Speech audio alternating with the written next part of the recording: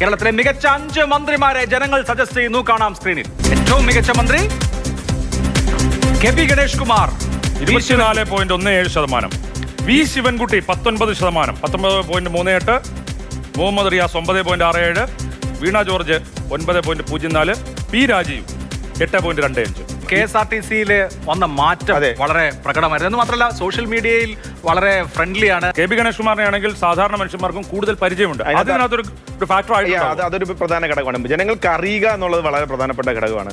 ഇപ്പം വി ശിവൻകുട്ടി സമീപകാലത്ത് ഒരു പൂക്കി മിനിസ്റ്റർ കുട്ടികളുമായി കുറേയധികം ഇന്ററാക്ഷൻസ് ചെയ്യുന്നു. സത്യപ്രതിജ്ഞയുടെ സമയത്ത് ഏറ്റവും കൂടുതൽ വിമർശനം വന്നത് നേരെ തിരിഞ്ഞു.